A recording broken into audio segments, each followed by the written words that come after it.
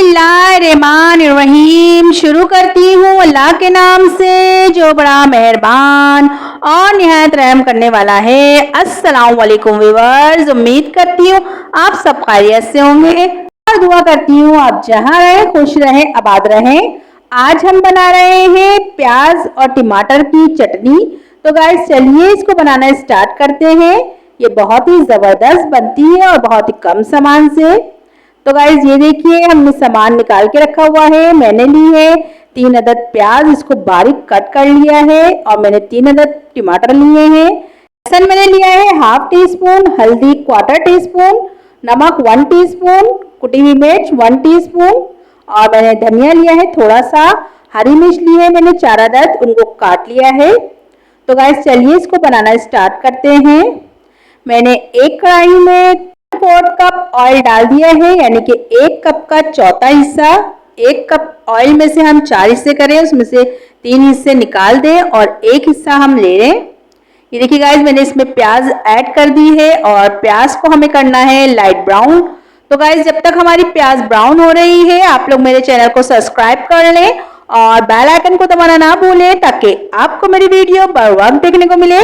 और गाइस अगर आपको मेरी वीडियो अच्छी लगती है इसे लाइक करें, शेयर करें और कमेंट्स में मुझे जरूर बताया करें कि आपको मेरी वीडियो, मेरी रेसिपी कैसी लगती है, ताकि मेरी भी हौसला अफजाई हो और मैं आपके लिए अच्छी से अच्छी रेसिपी लेके आ सकूं। ये देखिए गाइस हमारी प्याज जो है थोड़ी ब्राउन होने शुरू हो गई है। तो अभी हम इसको थोड़ा सा और फ्राई करेंगे गाइस। ये देखिए अभी जो है हमारी प्याज है ये फ्राई हो चुकी है और इसका कलर देखिए गाइस कितना ज़बरदस्त आया है। अब हम इसमें टमाटर ऐड कर देंगे जो हमने कट करके रखे हुए थे। ये देखिए मैंने टमाटर ऐड कर दिए हैं और टमाटर के साथ ही हम जो है इसमें लहसुन जो था वो भी ऐड कर देंगे और सारे मसाले। ये देखिए गाइस मैंने मसाले भी इसमें ऐड कर दिए हैं। गाइस ये चटनी बहुत ही ज़बरदस्त बनती है, आप लोग इसको ज़रूर बनाइएगा और इसको आप बेसन के पराठों के साथ और दाल चावल के साथ और आप किसी भी चीज़ के साथ इसको खाएं, ये बहुत ही ज़बरदस्त लगती है। अब हमने इसमें सारी चीज़ें ऐड कर दी हैं, इसको हम थोड़ी सी देर इसी तरह पकाएंगे जब तक के टमाटर थोड़े नरम नहीं हो जाते। तो गाइस जब तक हम इसको पका रहे हैं, भून रहे हैं, आप लोग मेरे चैनल को सब्सक्राइब कर लें और बेल आइकन को दबाना ना भूलें ताकि आपको मेरी वीडियो बर वक्त देखने को मिले। ये देखिए गाइस मैंने जो है इसको पका लिया है और ये टमाटर नरम होने शुरू हो गए हैं। अभी मैंने इसमें थोड़ा सा पानी ऐड कर दिया है, तकरीबन 4 टेबल स्पून के करीब मैंने इसमें पानी ऐड करा है और ऐड करने के बाद इसको अच्छे से मिला लेंगे।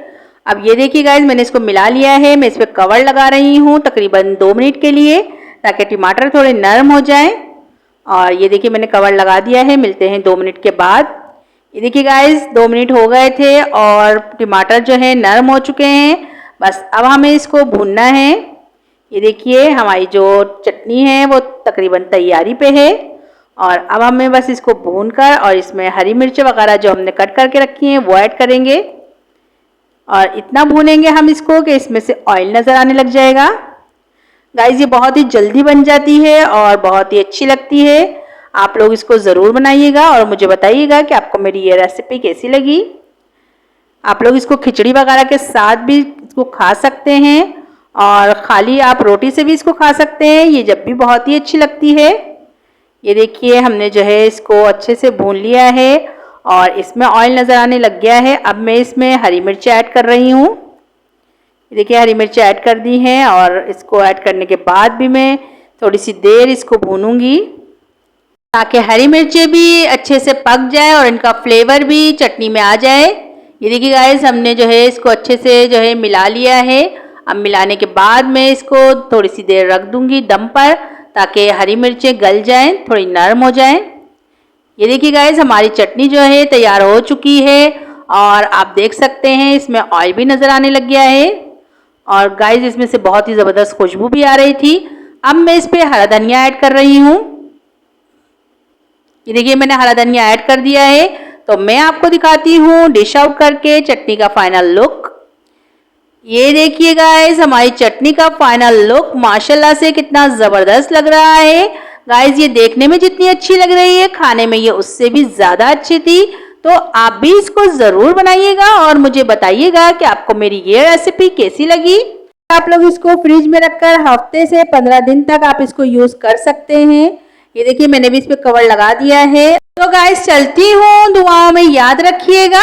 इंशाल्लाह फिर एक जबरदस्त सी रेसिपी लेके आऊंगी आपके लिए। अल्लाह हाफिज।